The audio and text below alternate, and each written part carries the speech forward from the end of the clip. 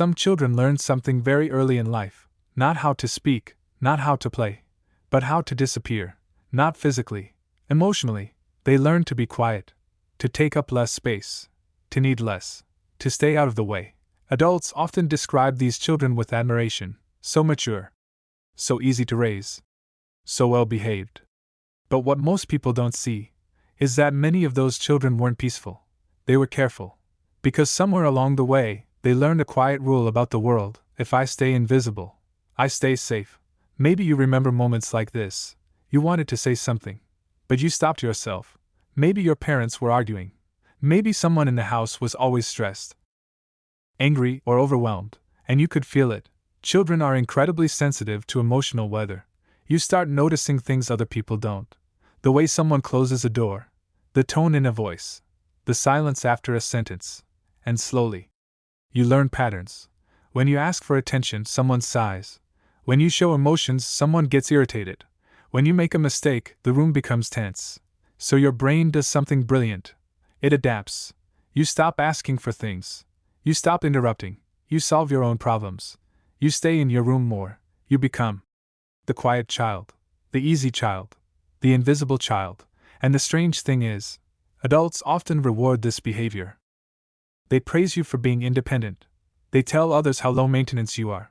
But what they don't realize is that many invisible children aren't independent by choice.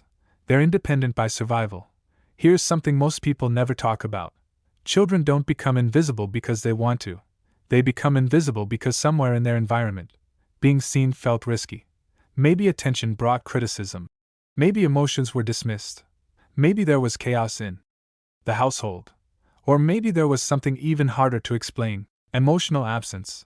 A house where people were physically present, but emotionally distant. No yelling, no big fights. Just a quiet feeling that your inner world didn't really matter. So you learned something subtle. If I don't make waves, I won't be a problem. If I don't need much, I won't be rejected. If I stay small, I'll belong. Pause for a moment and think about this. As a child, when you were sad, who noticed? When you were overwhelmed, who helped you understand your feelings? When something hurt you deeply, did anyone sit with you long enough to hear it? For many invisible children, the answer is silence. And when emotional needs go unnoticed long enough, something important happens inside the brain. It starts to believe those needs don't matter. So the child adapts again.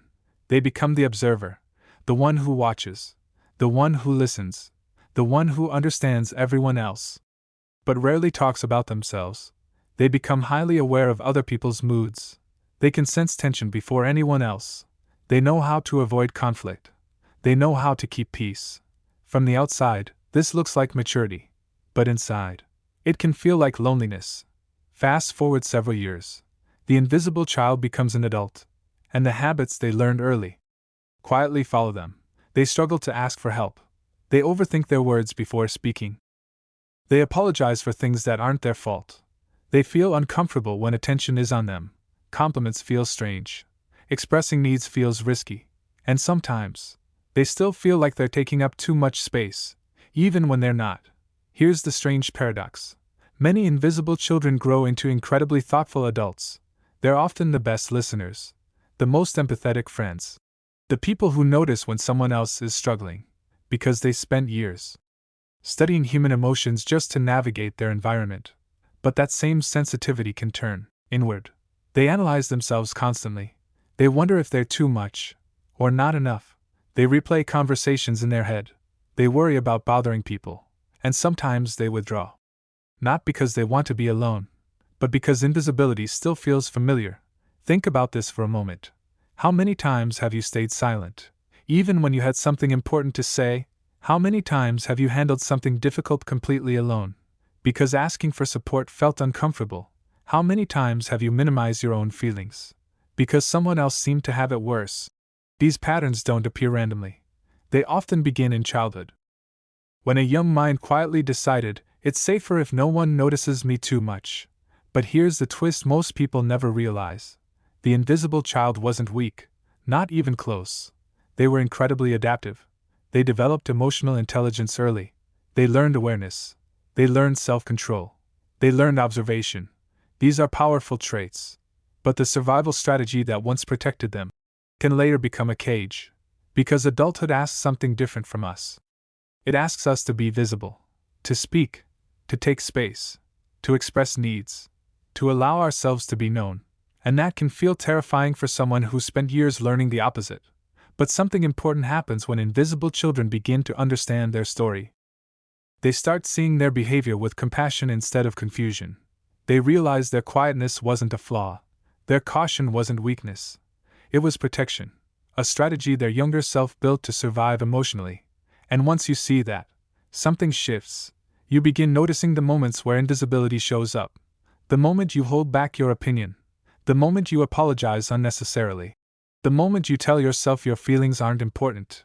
And slowly, you begin trying something new, not all at once, just small moments. Speaking one honest sentence, asking for help once, letting someone see how you really feel. Because the truth is, the world doesn't need you to stay invisible anymore. The child who learned that strategy was trying to survive a different environment. But you're not that child now. You're the adult they eventually became. And maybe the most powerful thing you can do for that younger version of yourself is gently show them something they were never taught, that being seen is not the same thing as being unsafe, and that the space you take up in this world was always meant to belong to you.